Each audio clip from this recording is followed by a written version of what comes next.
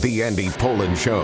We got to go after this with everything we got, figuring they're going to come with everything they got. I'll start off by saying I'm bored, I'm broke, and I'm back. The Andy Pollin Show on ESPN 630 starts right now. So, how did we get to the Memorial Day weekend so quickly? I mean, weren't we just watching the Super Bowl? Well, I guess as the Super Bowl gets later and later in the year, the distance between the Super Bowl and Memorial Day weekend gets less and less. But here we are. It looks like the weather is going to be beautiful. And I'm going to be out at Congressional tomorrow with my family to watch the Senior PGA Championship. So looking forward to that. Whatever you're headed out to do this weekend, looks like you're going to have good weather to do it. Although if you're going to the beach, it's going to be a little cold. I don't even know if it's going to hit 70 this weekend, but who cares?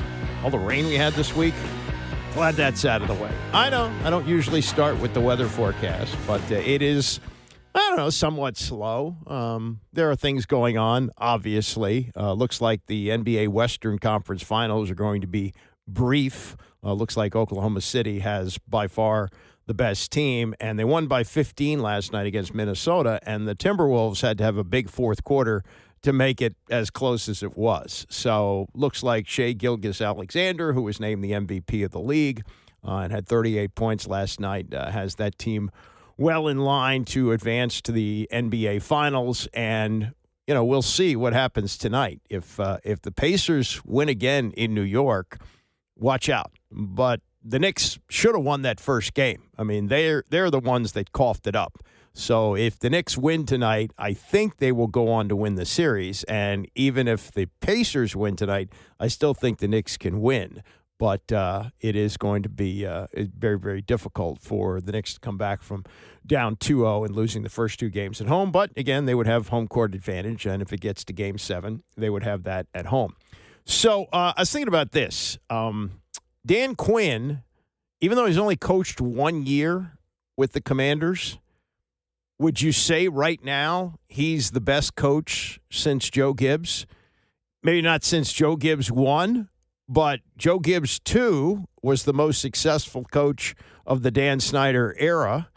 Was there for 4 years. He had 2 losing seasons, but he made the playoffs twice. No other coach that Snyder had during his 24 years of terror made the playoffs twice. Nobody else did that. There were back-to-back winning seasons, whoopee, which they had, in 15 and 16, something like that. But otherwise, it was just pretty much a disaster. So Dan Quinn may have already taken his place as the second-best coach of this century and the second-best coach, not in the history of the team, obviously, because George Allen took a team to a Super Bowl and made the playoffs, 5 of the 7 years that he coached here. So I would say he would be up there. And then if you go back to the early days when they won a couple of championships, that obviously different era. But Quinn is an excellent coach and a coach who has quite a different style than Gibbs, though, obviously uniting the players and what he's able to do shows you that he's got great coaching ability. But he did something yesterday, which Joe Gibbs, I am 100% sure, has never done or would ever do, and that is not give a graduation speech, because I think it's possible that Gibbs may have given them over the years, but in no way would you ever think that Joe Gibbs would end a graduation speech like Dan Quinn did at his alma mater, Salisbury University, yesterday this way. Ladies and gentlemen of Salisbury University's class of 2025, let it rip. Yeah. That's a graduation speech. Even at a press conference where he drops an S-bomb, as he did in his opening news conference last year when he said, "I like to do hard S with good people." Even that's a little off-putting. But at a graduation speech, certainly it'll leave an impact. How many of you, raising one hand and keeping the other hand on the wheel, how many of you can remember one word from your graduation speech, either college or high school? I can tell you who did my high school graduation. It was Tom Braden, who was the one who wrote the book that the television series 8 is Enough was based on. You remember that in the 70s and the 80s? He wrote that book. It was about the number of kids. I think he had 8 kids in the family and all the adventures that they had. But I don't remember a word that he said, and I don't remember even who was my graduation speaker at college, though I do remember this. He said, many of you will never read anything more complex than People magazine. Now, that happened, I graduated in 1981, so do the math on that, 44 years ago. People magazine is still around, and maybe that's possible. I don't think anybody at that time would have imagined Twitter, the internet, the whole deal, smartphones, any of that stuff, any of the way we consume information now. But Dan Quinn's graduation speech yesterday at Salisbury University, everybody who was there will remember the closing line. I don't think there's any doubt about that. And I wonder, of graduation speeches that have been given over the years, how many of them included the big F? How many of them did that? I don't think there would be many. And 30 years ago, if you did that, oh my God, he's banned from the campus. He'll never be able to come back again. So hats off to Dan Quinn for being authentic. You would also say, look, if you're going to invite a football coach to be your commencement speaker, that's in play. Maryland played it safe. They had Kermit the Frog do the commencement speech. So I don't think they had any concerns about Kermit dropping a big F. I'm going to pass along a name to you, which may not mean anything to you. And if it does, you may know him as the coach that Michael Vick had in high school. His name is Tommy Riemann. Tommy Riemann passed away the other day at the age of 73. Made his mark as a high school coach in the Hampton area, which has produced a number of great football players, including Michael Vick, including Aaron Brooks, who played a long time in the NFL. And if Allen Iverson had wanted to play quarterback, he might have been good enough to play in the NFL. In fact, those who saw him play high school football say he was that good. He could have been an NFL quarterback. But Tommy Riemann was the coach of quite a few players over the years, coached at a variety of high schools, 6 of them in the Hampton Roads area. And developed a not only a coaching relationship with Michael Vick, but a strong lifetime relationship with him, because recently he was helping Michael Vick recruit for his job now as the head football coach at Norfolk State University. But he'd had a stroke a few months ago, and that apparently contributed to his death. But I'm going to tell you something about Tommy Riemann, which you may not know. He was a pro football player. He played in the World Football League, and as a matter of fact, was part of a championship team, a team that won it the only year that they had the championship, 1974. They got halfway through the 75 season, and they folded up. But he had a year with the Kansas City Chiefs. Yeah, he played a year with the Kansas City Chiefs after the World Football League folded up, and ran for 314 yards, caught 10 passes. Kind of a part-time player, but he had an opportunity to do something which could have been helpful for his career in the long run. Might have led him in a different direction, but he got a small part in the movie North Dallas 40, which came out in 1979. And if you've seen football movies over the years, this is just my opinion, I think it's the most authentic film ever made for football, for professional football. And it was based on a book by Pete Gent by the same title, North Dallas 40. Gent had been a player with the Dallas Cowboys in the early years. And in making the movie, they don't call them the Dallas Cowboys. They call them the Dallas Bulls, but the uniforms are very similar. Nick Nolte, who plays the lead role in this movie as a kind of a washed-up wide receiver, he's pretty much the Pete Gent character. And Mac Davis, who I don't know how much other acting he did because he's mainly known as a singer, but Mac Davis plays the quarterback, and it's pretty similar to Don Meredith. It looks like and sounds like Don Meredith, but they couldn't use the NFL logos or anything like that, so they made it as close to the NFL as possible. But Tommy Riemann plays a pretty significant part in this movie, though he has only a couple of lines. He's a young running back, and he's got an aversion to needles, doesn't want to take the needle. And he's got a bad hamstring going into this game, and they need him to play. And the coaches get around him, and they put the pressure on him, and they said, Delma, you got to learn the difference between pain and injury. If it's injury, you can't play. If it's pain, you do play. So they shoot up his hamstring, and he plays in this big game. It's a team, I guess, loosely based on the Giants. They're wearing the same colors. It's a Monday night game, and this is what ensues with the Nick Nolte character, Pete Gent character, coming over and seeing what is an absolutely horrific injury because Delma took the needle. Back to pass Maxwell. Delane is Huddle, and the pass is to Huddle on the sideline. However, there's a flag down. Huddle is hurt. Oh, what a hit by Francis Chapman from the secondary. But let's check the penalty marker. And the preliminary indication from the official is offensive holding against the Bulls.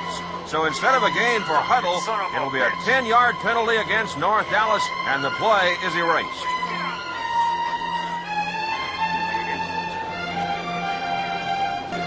Look at his face! Fix his face! Elliot! Elliot! Get up, Delma! Get back in the huddle! The doctor will look after him!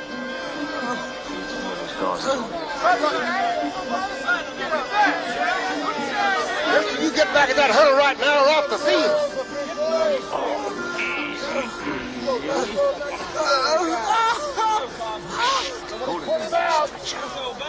Let's take a second look at that play, Boyd. You can see this play was well set up as Huddle takes a little step back from the line of scrimmage and takes a swing pass from Maxwell. He is wide open when he starts downfield, but then he grabs his leg, obviously in pain, and Francis Chapman comes up and lays a massive blow on him. There is no way that Huddle is going to make it back in this contest.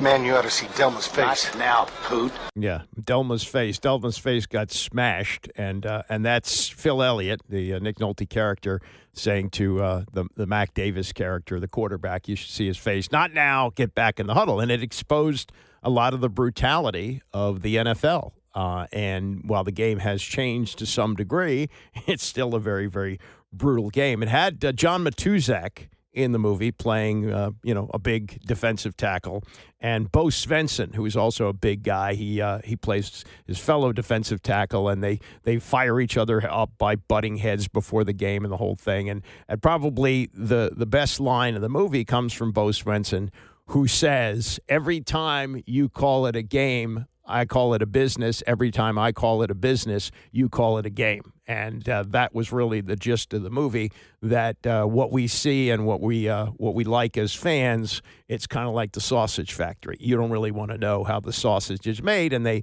convince Delma to take the needle, and it winds up with a horrific injury, which initially Phil Elliott is horrified by, and then is told by the quarterback, hey, get back in the huddle, can't deal with it now. And the league didn't like this. And Tex Schramm at that time was the president of the Cowboys. And Tex Schramm could have a mean streak in him. And according to reports, they immediately began retaliation when the movie came out in 1979. They canceled the scouting contracts of Hall of Famer Tom Fears, who was an advisor for the movie. The Raiders severed ties with Fred Biletnikoff, who had coached Nick Nolte, and Tommy Riemann, who, you just heard the scene there, who played Delma.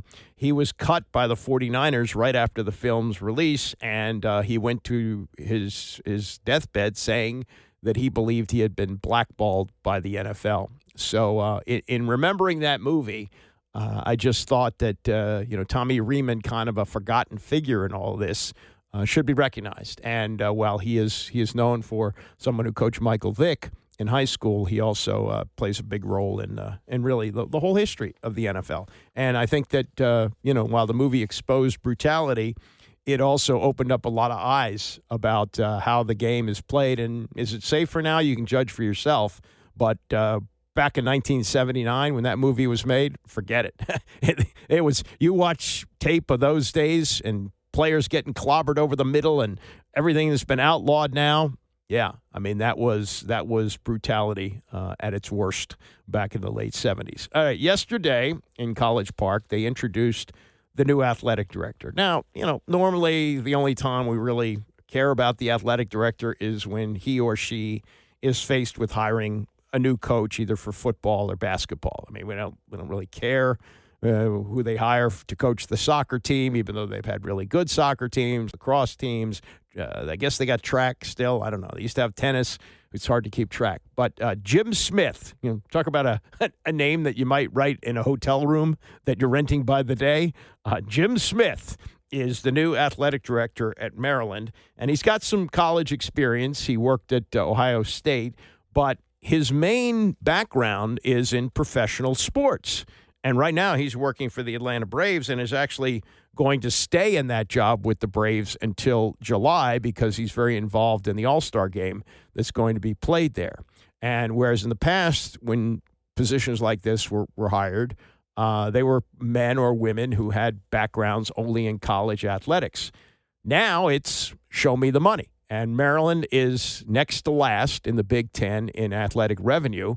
And his job is to get the cash to build top programs. And, all the drama that we had with Willard leaving, Kevin Willard leaving at the end of the season, where he thought he should get a bigger piece of the pie for revenue for basketball and making the case while not actually saying it. You're spending all this money on football where a good season, is to make like the Mayo Bowl. And we're competing for national championships, and I don't think I can really do that here, and that's why he's off to Villanova. Jim Smith, who comes from professional sports and the corporate world, knows that he's getting this job in an era where it's a lot different than it was a few years ago. It's an interesting time in college athletics, right? I think if you were to say 4 years ago, this job is different and I'm not the candidate. I think it's just evolved to the point today where it requires someone who understands how a campus operates and can bring in different experience on how to generate additional revenue that has been in a lot of different areas. So when I was presented the job description, it was very interesting. And so it made me start thinking about what is the University of Maryland trying to accomplish that everybody else isn't. And so I entered the process and I learned very quickly that part of the future of this university and its future success is the gentleman sitting next to me. Because you can't have success in athletics without someone who truly believes in athletics. And that's what made it very interesting. So going through the process, I did not know Dr. Pines, but I got to know him, and I feel very confident that we can accomplish big things together here at the University of Maryland. And Daryl Pines, the president of the school who made the hire, I think that was probably the way to go, to hire somebody who has success in big money. And that's what college athletics is now. Now, this is of particular interest to me because I am now a season ticket holder for Maryland football. And by the way, if you're interested, now would be the time to get in if they are going to be really good and he is going to fulfill the promise that he had yesterday of making this the top athletic program in the country and filling the stadium. It's now called CQ Stadium on the College Park campus. Now it's time to get in because tickets are cheap. Let me tell you that. So I bought 4 tickets, got a growing family and 2 kids who went to Big Ten schools, so I thought it was the right thing to do. And I've enjoyed going to the football games over the years. So here are my prospects and your prospects if you have interest in Maryland football as to where they are going from someone who worked for Ohio State. Coach Locks and I have talked a lot about where we are as a program. I think he feels really good with the recruits that we brought in. But also, part of it it's on our responsibility to make sure he's got the funding that's necessary to compete at the level with the other Big Ten programs. So I'm optimistic about the season that's coming up. I'm really looking forward to it. I'm really looking forward to seeing how we can bring more to the table to make sure Maryland football can be successful here. Oh, and again, you have to determine what is successful. When he says compete with the other Big Ten programs, I don't think you're ever going to be competitive with Ohio State. I don't think you're going to be competitive with Michigan. You might not even be competitive with a program like Nebraska, where football really matters, though they haven't done as well in recent years. I don't know where that is. To me personally, maybe not to him, and maybe not for the goals that he's trying to achieve in filling the stadium. But I think anywhere between 7 and 9 wins, making a bowl game is good. Are they going to be in the playoff? Maybe in a crazy year like Indiana had this past year, maybe they get in. But realistically, is Maryland football going to be at that level? Hard to imagine, but, guy gesund. Lots of luck. Lots of luck in getting that done. Jim Smith, now the athletic director at Maryland. Coming up, this is a story that's been floating around now for, 33 years, ever since the Dream Team. And you may remember this, that the Dream Team, in getting ready to play in the Olympics in '92, had a couple of exhibition games against a group of college stars. These were guys who are not in the NBA playing in college. And very famously, they lost one of the scrimmages to the college team. The next day, they obliterated them. But to this day, you'll hear the arguing back and forth as to whether the college stars actually legitimately beat the Dream Team, because the Dream Team didn't come close to losing in the Olympics. So this is a story which Chris Webber is still insisting on. Mike Krzyzewski says you're dreaming. We'll break that all down as we continue. It's the Andy Poland Show, ESPN 630. The Andy Poland Show on ESPN 630, the sports capital. It's been 33 years since the Dream Team changed basketball. I can't think of anything else that has happened in the sport that has been as seismic as what the 1992 Dream Team did in blitzing through the Summer Olympics and turning the world on to basketball. And you look at the NBA today, the best players are foreign. I mean, even Shai Gilgeous-Alexander just won the MVP. He's from Canada.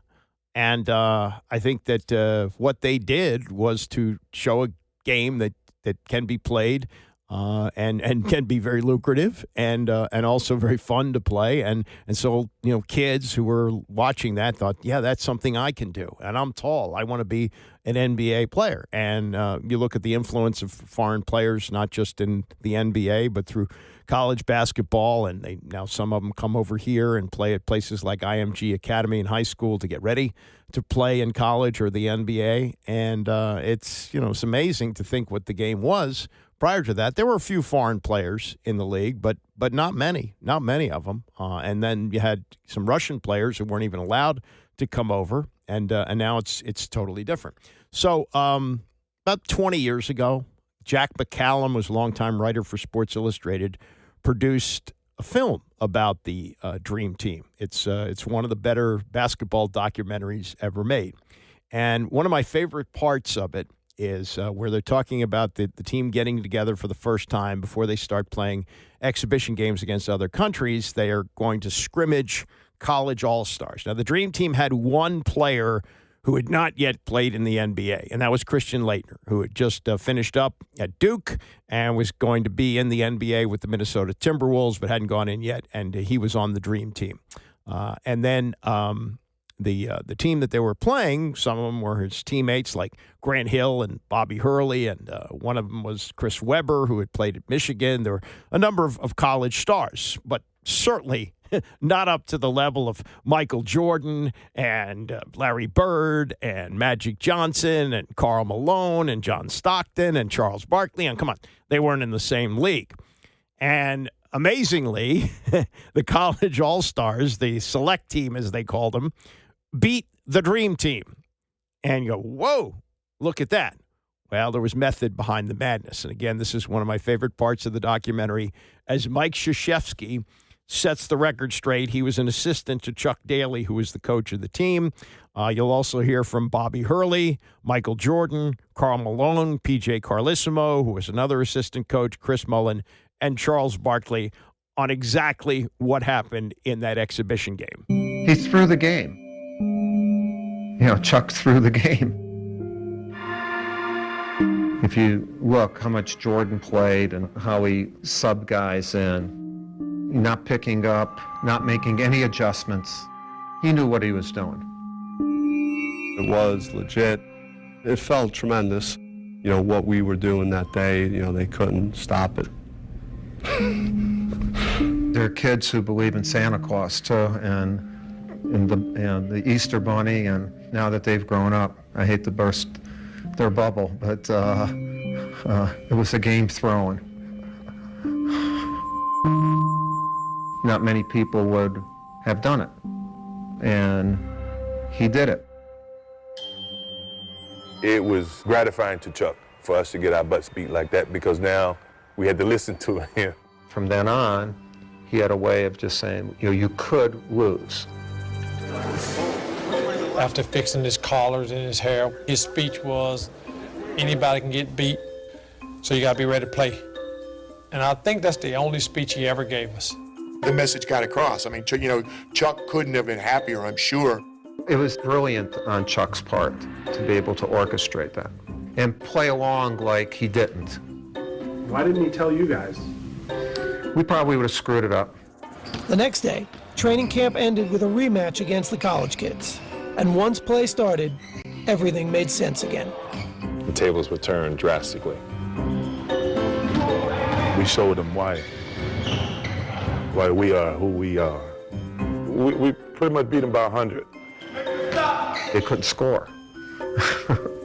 And by the way, Jordan played a lot more that next scrimmage. So, fast forward 33 years later, Chris Webber, who was on that select team, now retired from the NBA, Hall of Famer, is on Dan Patrick's show yesterday. And all these years later, still insisting that he and his select team teammates actually won that game against what is, without question, the greatest college pro, late they're technically college, but mostly pro players ever assembled for one team. I remember being in a huddle, and I with tears in our eyes, because we're 18, 20 at this time. I just come from the championship. We were losing to Duke, and I'm playing with Bobby Hurley and Grant Hill and all my friends, and we're in the huddle like, this is a dream come true. None of us were thinking about going to the league. You know what I mean? This is if I go back to the purest of moments in sporting life, it had to be then, because it was, okay, I couldn't believe how quick Bobby Hurley was, and that it transcended onto the court against Magic, where he's taking Magic and Stockton. Like, we didn't believe in ourselves like this. These were just our heroes. Barkley was my favorite player. So to go against Barkley and Patrick Ewing and a dunk on him, that was like the biggest thing in the call home. And so we really played the hardest that we could. We caught them sleeping. And Chuck Daly, being from Detroit, I had a great relationship with him. And I remember him patting us on the back like, good job. And, as a good coach, you want to use different things to incentivize your team. And we beat them. And for them to say, last point, it's so infuriating to hear them say, well, Jordan sat on the bench. Jordan could have sat on the bench the whole scrimmage. And you're saying we still beat the all-star team? Well, we'll take that. And so I think any excuse for them is not giving the credit of how great they were. And any great team knows you can get caught slipping one day. We caught them slipping, and the next day. No. Not according to what Mike Krzyzewski said. No. You weren't. They weren't slipping. That was done on purpose. But continue, Chris. I do not remember us scoring one basket. That's how much they wanted to pay us back. So if they didn't beat us, then they wouldn't have been that mad that next day, because they kicked our ass. Who was it? Was it Rodney Rogers? Rodney Rogers. I don't know why he kept talking. He was just always talking. His country guy is so strong. And I remember Larry Bird, because he was my hero. And I just remember watching him, and we didn't realize he was that tall. His back was hurting. He kind of ran with a little bit of a gait, but his movements, because he was such a great passer, you couldn't come up on him because his first step was so quick. And Rodney Rogers, we're rotating, and he goes to the corner and he pump fakes. And as he pump fakes, he's like, welcome to the parachute club. And we're like, you're talking during the shot? And I'm talking about, it just fell through. It looked like the Nets didn't even move. One of those things where we would have got fined because we're kind of giving each other five. Like, did you see what Larry just did to us? You guys are celebrating him torching Rodney Rogers. Yeah, it's bad. But Larry Bird made a lot of people do that. Go look on YouTube against the Hawks game when he's calling shots with his left hand. That whole bench should have got fined because they're giving each other five. They did get fined. Oh, good, because that's bad precedent. I mean, I would have gone to the locker room and tried to fight my teammates like, it's nothing I could do, and you guys are cheering them on. But you never did that when you played against Jordan, or you're on the bench and Jordan did something, and you turned to your guys and said, "Oh my God, give me five." No, I put my shirt over or something like that, and act like it. Let them know later. One time, Jordan, we were in the playoffs. Jordan parks his Ferrari inside the building, which you shouldn't be able to do. He's smoking a cigar before the game, which, I mean, you can do whatever you want. And we're the lowly Bullets.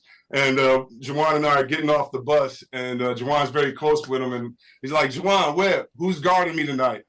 And Calbert Chaney was behind us. And we both looked and did like that. And that was the one time I cringed about how I left a teammate hanging, because Jordan had 55 on us that night and beat us. Yeah. Poor Calbert Chaney. Yeah, poor Calbert. He's the man, though. But yeah, as you dealing with Jordan and Kobe, you're gonna have to take some L's, man. Yeah, but there was that same like tenseness that like, or they probably were like, okay, who's going to take a beating? You know, tell me. And then you guys are like pointing at Calbert Chaney there. That's exactly what it was. We left him hanging down. Like that, as a teammate and a captain, that's the one thing I cringe at. Like, because we both were like, hey, this guy, leave us alone. But Kobe didn't do that. No, Kobe didn't do that, but I had a teammate and now a coach in Doug Christie that very honestly, he's the man, because Kobe would score shot after shot.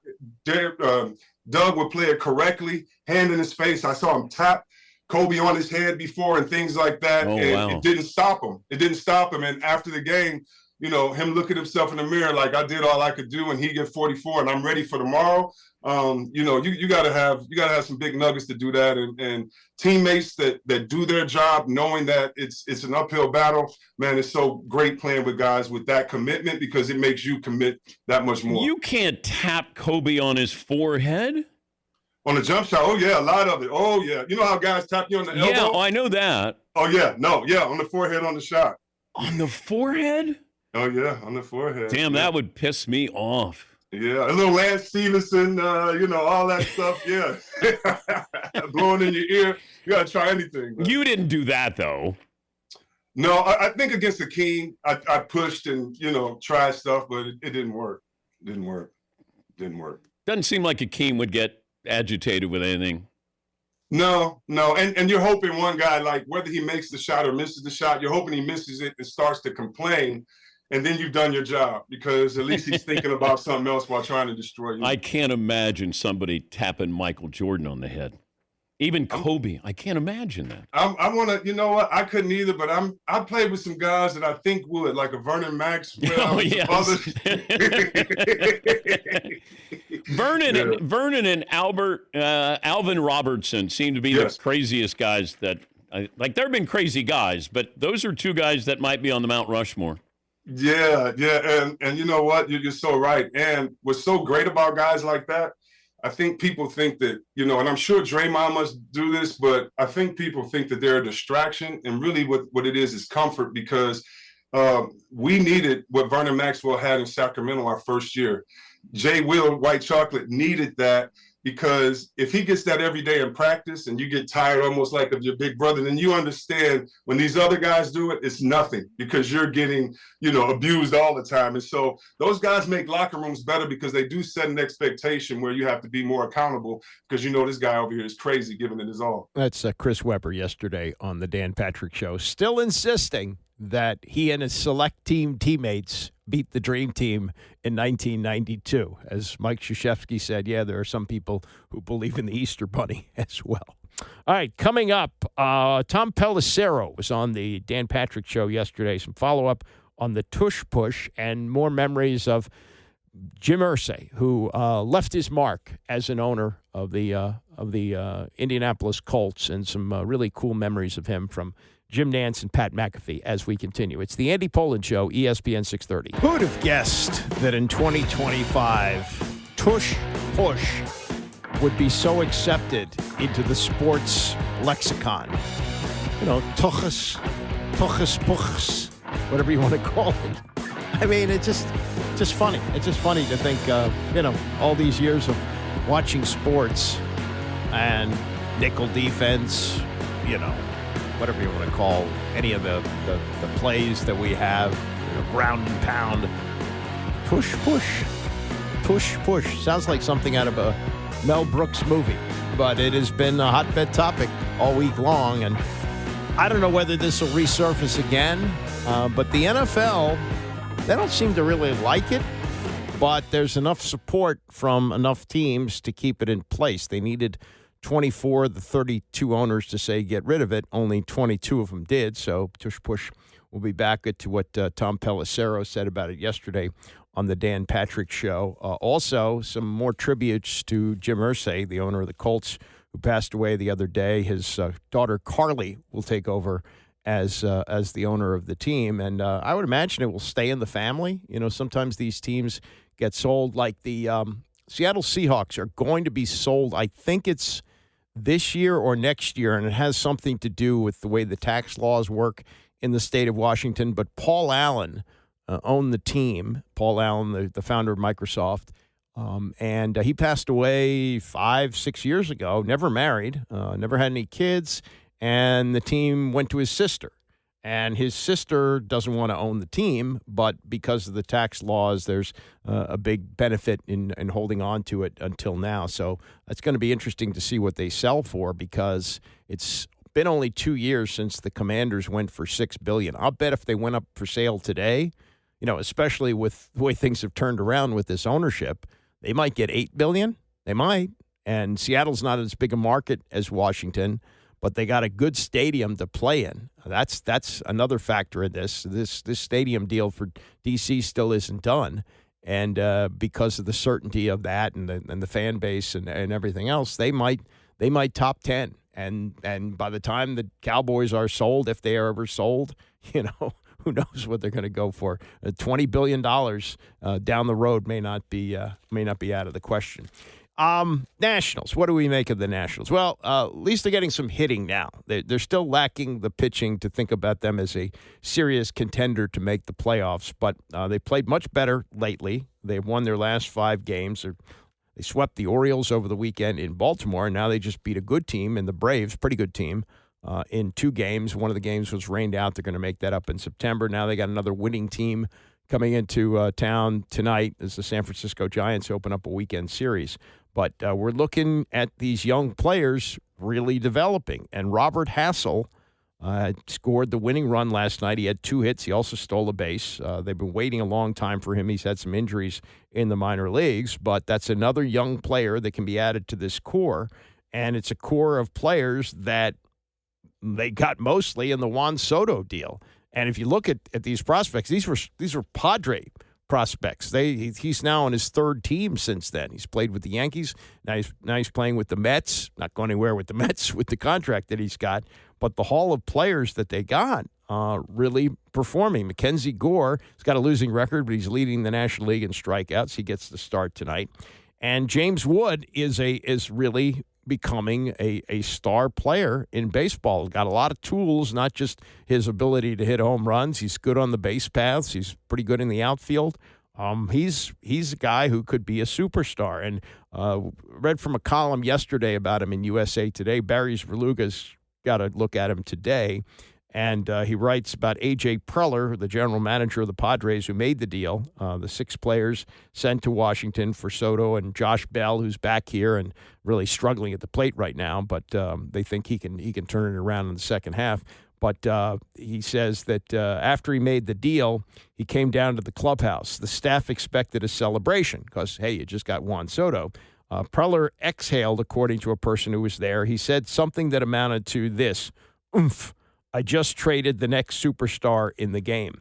And I think that James Wood has the opportunity to do that. Barry's got a bunch of quotes here from broadcasters who've seen him play recently. Kevin Brown of the Orioles says he's scary. He's the monster at the end of a horror film. He's always lurking in the closet. One of the things he said. The Rockies play-by-play man Drew Goodman said he may have as much opposite field pop as anybody in the game.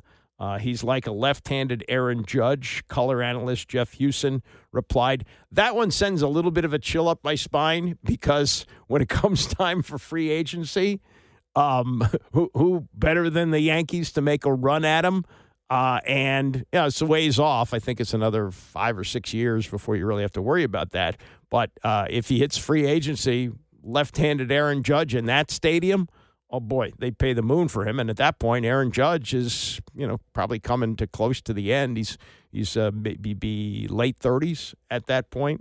So, that's one to keep an eye on. But he says Funny that he should hit on those notes. The first quarter plus of Wood's first full season in the majors is as impressive as any for a lot of reasons. He entered the week on pace for 40 home runs and 100 runs batted in, benchmarks that, should he reach them, would make him just the 9th player to check both boxes at the age of 22 or younger in the history of the game. Listen to the names he would be in the company of: Vladimir Guerrero, Eddie Matthews twice, Joe DiMaggio, Johnny Bench, Juan Gonzalez, Alex Rodriguez, Mel Ott, and Ronald Acuna Jr. Pretty good company, and none of those guys did it with fewer plate appearances entering their age 22 season than Wood, who had just 336 after he was called up last year. He's not quite at the 40-homer, 100 RBI mark yet, but if you watch him play, man, he is really fun to watch. And as I say, an African-American superstar playing baseball in this town would be a huge thing for the Nationals if he becomes that good. Plus, he's local. He's from Rockville. And when it comes time to sign a contract, is he likely to take a hometown discount? No. You'd be kind of foolish to do that. But that's a guy with some really interesting staying power in this town. And if he continues to play like he is, man, that's going to be great for the Nats. And if they can add some pitching, because looks like they did a hell of a job in the Juan Soto deal. They really did. I mean, they got players who can help them, a group of players, and an all-star shortstop in C.J. Abrams. I mean, Mike has done a great job. Mike Rizzo has really done a tremendous job with what he's had to work with. He can't really go out and spend a lot of money. They were never going to re-sign Juan Soto. So knowing that and knowing that they had to get rid of him, you don't usually get good value for a player of that level. I'm not saying any of the players that they got are ever going to be at the Juan Soto level, but considering that they were going to lose him in free agency if they waited that long, I think they did an awfully good job in getting what they got. Tom Pelissero covers the NFL Network on yesterday on the Dan Patrick Show. You heard the stories of the negotiations, if you want to put it that way, or the yelling and the screaming that went on with the talk of whether or not to get rid of the tush push. And apparently Jason Kelce came in and really made quite a pitch, because that turned the heads of a couple of people who said they weren't necessarily going to do this. And what the NFL was doing is a lot of what comes out of the White House these days. They say things without anything to back it up. So they were saying, oh, it's a very dangerous play. Well, show us the data. Show us the data where it's a dangerous play. That never happened.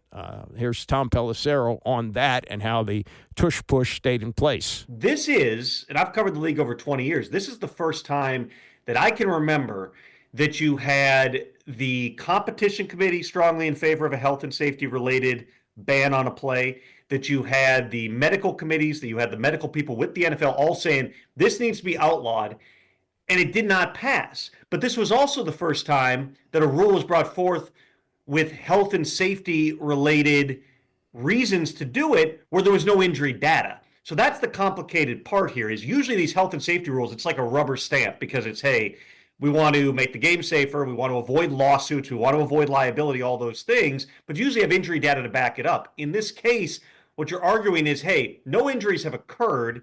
It's been run, 120 times last year, so it's been run maybe 300 times in NFL history, but the biomechanics, the posture, the amount of mass and force, this could lead to something dangerous.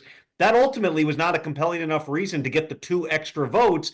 Now we'll see. The NFL is a big data gathering operation, whether it's from an injury perspective, from a how many times is this run, a success rate, all those things are going to go into whether or not this potentially comes up again in 2026. Yeah, it will. But I don't have a problem if the league says we don't have health data to get rid of this play. But unlike the kickoff, we want to be proactive, not reactive to this. We want to get out in front of this. It's just like, their player safety. I'm all for that. But I also think, just like with an onside kick, there's inherent danger when you play football. You sign up for this. And that's what I don't understand with the onside kick. I get, okay, but it's football. Now you're kind of trying to bring it back. Now we want to have a few more kickoffs coming back. Like, it's either one or it's either this or nothing.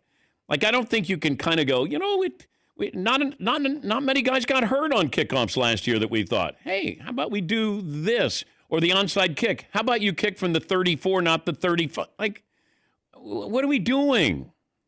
Well, with the onside kick is a function of the kickoff rule because of the alignment on the dynamic kickoff. You can't run an onside kick from that formation. So yes, you eliminate all the element of surprise, that's the baseline issue here. This is, realistically, there were 50 onside kicks last year, 3 got recovered. That's 6%. The historic rates are like 12%. So you're not thinking this is suddenly going to lead to, 20 more recoveries. You're just hoping you get a couple more.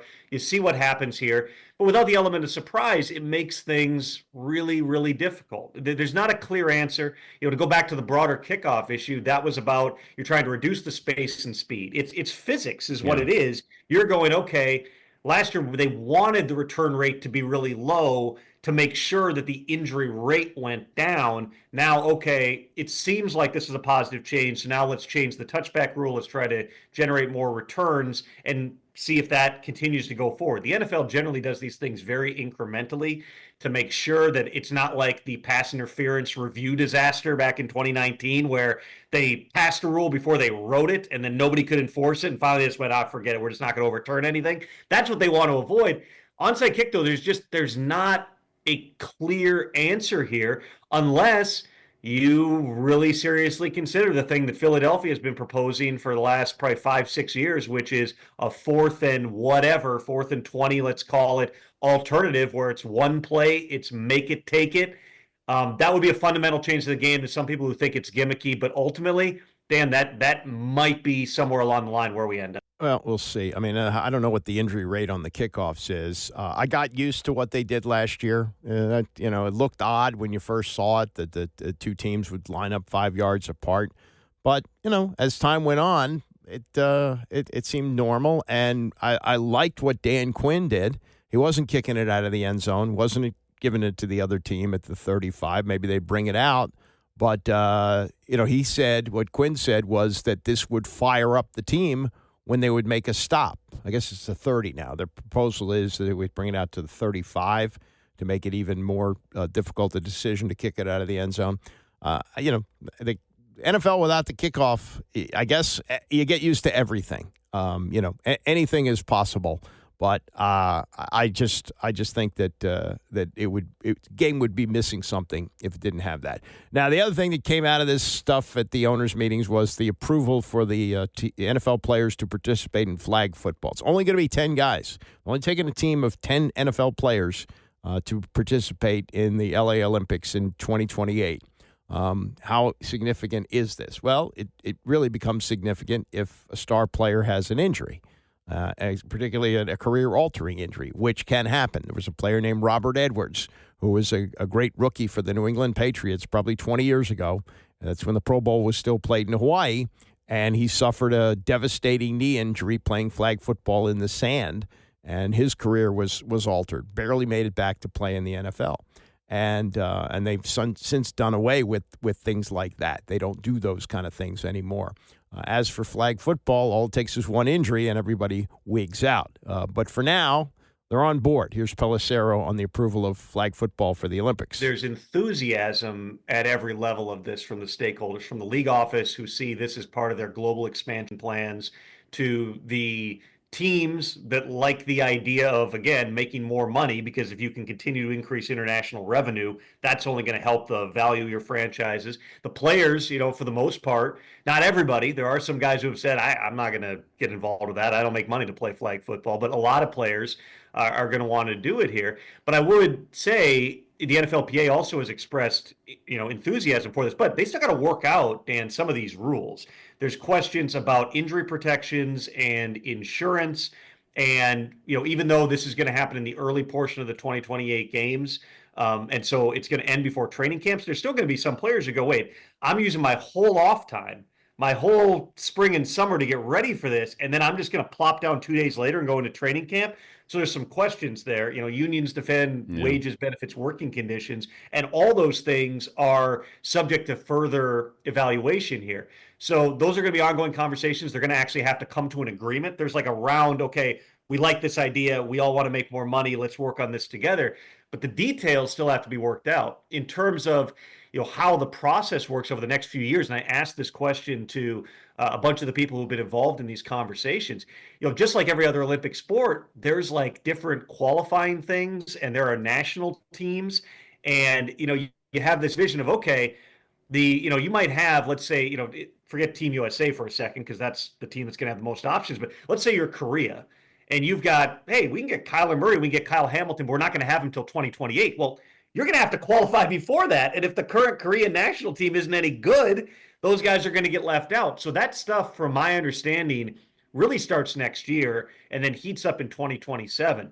So this is going to be kind of an ongoing evolution in terms of, what does this look like? Every national body is going to approach this differently. I would certainly anticipate USA Football fully embraces this and wants all the NFL players, even though you've got, the current Team USA quarterback saying, I think I'm better than Patrick Mahomes. And I said that, so I had Justin Jefferson come on the Insiders the other night, and I brought that up. I'm like, you got this guy. I'm like, is there any doubt in your mind that NFL players can be better than the current flag players? He's like, well, man, they know the game, but Patrick Mahomes, like, good luck, dude. Like, there's no way you're getting that spot from him. Well, it would be, though, very embarrassing if a team of flag football players who play a different game, it's a little bit different, if they were to beat what would essentially be a dream team of NFL players. Probably not. I mean, maybe that was in the discussion when we had the dream team in '92. The international rules are a little bit different. Maybe the NBA players wouldn't be able to get used to that. I don't know. And when the world kind of caught up and we lost a couple of Olympics, maybe that was the case. But I would think that they would win. How much excitement there is going to be for this, I don't know, because it's not football. It's flag football. It's totally different than the NFL. The basketball game that's played in the Olympics is very similar to what's played in the NBA and in college football. But it's a ways off. It's 2028. Don't have to worry about it now. Some of the things that have been said in the last couple of days about Jim Irsay, very, very poignant. Pat McAfee, who I wouldn't consider to be one who goes to this area of poignancy, if that's a word, really did a good job with this yesterday on his show. Pat McAfee was a punter for the Colts for 7 years, and he'd had his share of things. He was arrested for being drunk and disorderly and jumping in a fountain downtown and that kind of stuff. But he was an excellent punter for the Colts and walked away with still something left in the tank. He was still a really good punter, but he knew that he was about to launch into a media career and consulted actually with Jim Irsay before doing that. But yesterday on his show, and he usually, speaks off the cuff, and he drops a lot of S-bombs and occasionally an F-bomb, and they have a delay of his show on ESPN, so they blocked that out. But he had actually prepared something that he wrote in tribute to Jim Irsay, who was essentially his boss for 7 years with the Colts. Finding the right words was not easy, because what could you say about a man who has literally been the owner of an NFL team since he was 37? The youngest general manager in the history of the league as a 24-year-old. He'd been around the game since he was a child. He basically chit-chatted about those Baltimore Colts locker rooms as being like his babysitters. He grew up in the locker room. Always talked about cleaning and sweeping and hanging out and talking to the boys. There was a story that has come out that when he was 16 years old, after his dad said something to the effect about the guys being bums and not representing and sawed the team down, as a 16-year-old, he went onto the team bus and said, "Football is a team sport, let's never forget it," and cried and walked off. He was a consummate team guy. He loved those he was surrounded by. And if he had heard about anything that needed help, or he learned of any situation that could use a financial boost, he was writing a check or giving money quicker than any person in the history of existence. I don't know how they'll be able to track how much money he's given to people, causes. He just builds buildings here, just donates buildings to the city of Indianapolis, wings of hospitals, let alone all the things that just go not talked about. It has to be over $100 million. And then once he realized that he was able to make other people feel good with his good fortune and with the amount of money that he had, he started buying up things that he thought people would be interested in seeing. And then he wanted to figure out how he would tour this so that people could experience these once-in-a-lifetime things, from ancient 100-year-old things to the Beatles drum set that he felt obligated to buy, or Elvis Presley's guitar. He wanted people to experience it, not just him. He didn't want to just lock it up in a room and say, hey, I'm a rich guy, I got this. He would outbid other rich people so that the world could see the things that he found interesting. He toured the Jim Irsay collection around this country, around the world. I think he did a couple European stops. People got to see things that they never had. The giveaways that this man would invest time in and make imaginative and make it, entertaining for everybody. He dressed up as Willy Wonka and put a giveaway on for a Super Bowl ring for Colts fans. He loved making other people feel good. And I was very lucky that I got a chance to call him a friend. A lot of owners kind of view their teams as business. A lot of owners view their players as transactional. A lot of the suits in the NFL might not have the most amount of respect for players, because players are just stupid. But Jim Irsay grew up in a locker room. So he had compassion for the players, empathy for the players, and always had the players back. That's why every player that goes into the Hall of Fame that played for the Indianapolis Colts asks him to be the one that presents them into the Hall of Fame. We knew he had our back. We had his. He had his problems. A lot of people talk shit. But if you got to know him, he was one of the most brilliant, unique, and interesting humans to ever exist. I'll miss Jim Irsay. And you done good, buddy. You done good, man. That's quite a tribute. And he was a collector. He would buy things like, the Beatles drum set or a 200-year-old copy of the Declaration of Independence or whatever it was. He would display these things. It wasn't just in his personal collection. Take him out on a tour. He was a generous guy. And yes, he had demons. He had problems with drugs and so forth. He'd been a walk-on football player at SMU, became a power lifter, and had some pain issues because of that. Did get picked up in a DUI, and not everything and not everybody has perfect record. There aren't many people that die a saint, but he had so many admirers, so many people who felt good about him, and did little things that people remembered. Jim Nantz was on the Rich Eisen show yesterday, and it was Jim Nantz who presented Jim Irsay with the one Super Bowl trophy that he won. That was in 2007 in Miami, and he talked about the relationship that he had with Jim Irsay and kind of an eerie thing that actually happened this week. This is Jim Nantz yesterday with Eisen. My father had passed away like eight months before that Super Bowl. And I had written a book about my father. You remember, you were very generous to talk about it a lot, always by my side. And when my father passed away, it's amazing what that moment means to you when you lose a parent and the people you hear from, and you're gutted, and it means a lot. It means a lot to me to think back to the people who reached out, and it was an amazing list of people who reached out. But I just wanted to say that Jim Irsay not only reached out to me, he sent the most beautiful flowers and a lovely note. This is going to sound really hard to believe. I was asked by the Colts, and presumably it came from Jim, at the beginning of this week. Today is Thursday, so it was asked at the beginning of the week if I could run into a sound studio in Nashville and lay something down, just an internal video for the Colts. It's not going to be played anywhere. And that was an easy one. I was going to do that regardless. I wasn't looking for any compensation, not even a thought, of course. But the fact that it came from the Colts, and all these years later, 17 years later, I remember that act of kindness from Jim, that was an easy one. They've never asked before, so I found my way to a voice booth on Tuesday midday, to go lay down a 2-minute video that was going to be played internally for the Colts. And when I got into the soundstage and put the headset on 48 hours ago, I told that story to Matt and all the crew from their communications department, the PR department.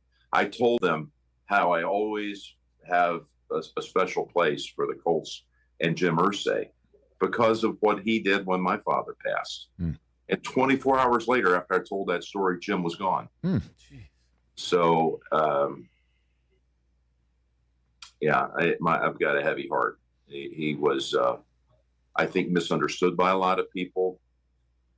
but his passion for his team, his community, his family, there was a whole lot there that the world did not really get a chance to know about. Prideful man who had his battles and conquered his battles and was a loyal man to all the above, his family, his community, and his football franchise. And he will be missed big time. It was so fresh to be in a soundstage one day telling them, hey, your owner, Jim Irsay, did this for me years ago. When you guys ever want something like this, I mean, I volunteer. And the next day he's gone. So, yeah, and I look, he has a complicated legacy. It wasn't Jim Irsay that took the Colts out of Baltimore. It was his father, Bob Irsay. And Bob Irsay was an alcoholic, and he got up and lied to people at the airport after coming back from a trip where he was negotiating to move the Colts to Indianapolis, and he took them in the middle of the night in Mayflower vans, But Jim Irsay actually bought the original document for Alcoholics Anonymous and said how important it was. And he had, his own issues and was, as he said, in rehab at least 15 times. There were things that he had to deal with. So everybody has that. But as a fan of the Commanders, I will always be indebted to him for this. And this was 3 years ago at the owners' meetings where the reports were coming out about the toxic culture in the Commanders organization. He was being investigated, and it was pretty clear as to what had gone on there. And he had been a complete embarrassment, both in the product he put on the field and himself and the way that he ran his organization. And the owners may have been talking about this behind the scenes, but nobody had the guts to come out and say it to reporters. And 3 years ago, Jim Irsay did, saying this about Dan Snyder. Well, I just think what's happened in the workplace, having 3 daughters, 7 granddaughters, to me, it's something that I think serious consideration has to be given to the removal, and we have complete authority to do that. Of him or just or the family, period? I think, in general, of him being removed and selling the franchise. Yeah, that was really what it was all about. Because the question at the time, I don't know if it makes sense to you now, but it did make sense because Snyder had, quote unquote, stepped away, and Tanya Snyder, his wife, who he had named co-owner several months before in an effort to keep the team, was supposedly running the team. He wasn't supposed to be around, though he'd been seen many times at the park. And as the story goes, he was hiding in his box from the TV cameras. So he wasn't supposed to be around the team, but he was around the team. So the question was, could you possibly remove him and have his wife run the team? And he said, no, we could get him to sell the team, which is what he did. And thank goodness, a year later, the team was sold, and here we are. So that's why I've spent a lot of time talking about Jim Irsay. I will forever be indebted to him for that. It doesn't really seem like a big deal, but there was a lot of discussion about this last year when we had the college football playoff and how to do it. What they're going to do is they're going to take away these automatic conference buy bids. So remember last year, as we were getting ready for the college football playoff, first time it was going to be going to 12 teams, they said, well, Notre Dame, even if they go undefeated, can't have a first-round bye. That only goes to the conference champions, and since Notre Dame is an independent, that can't happen. Well, they've changed that now, so it's going to be just straight seeding. It's going to be the same way they do the NCAA basketball tournament, do the same thing for the college football playoff, all 12 teams in order of the final playoff rankings of the regular season. And that's become part of the picture, too, as we go week to week. What are the rankings? Who's going to likely be the number one seed? All those things are important in determining who the 12 teams are. So that's what they're going to go by.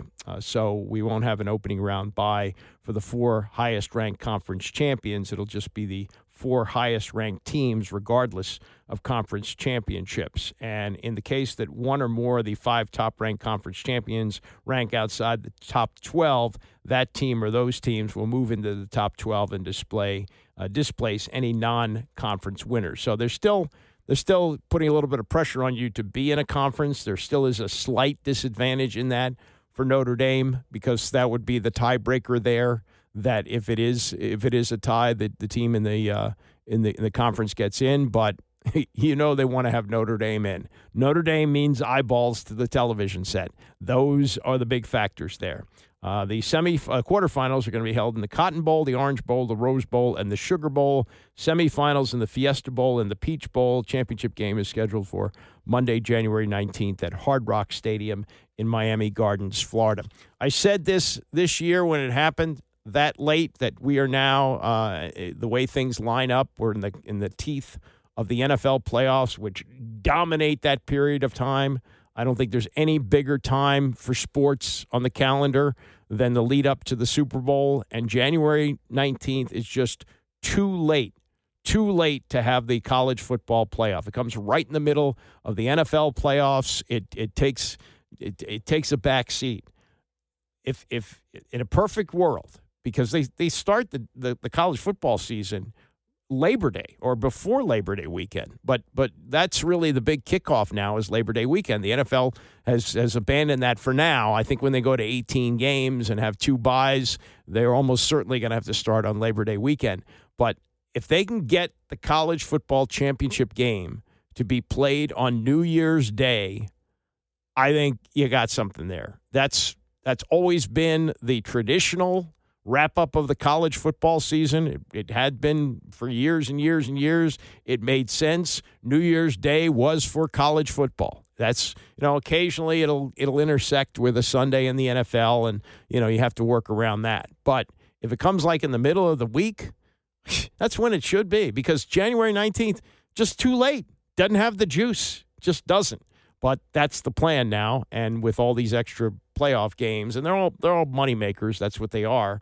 But if you really want to put college football on the center stage, you play the championship game on New Year's Day, as it had been for years and years and years, wrapping up with the Orange Bowl with the granddaddy of them all, the Rose Bowl, to be played at 5 o'clock as the San Gabriel Mountains get the sunset and all that stuff. But, they don't listen to me. Why would they listen to me? It's all about the cash, and they're obviously making the cash. All right, that's enough of this nostalgia talk for 1 week. Bram is coming up next, and I will see you back here Monday morning at 9 a.m.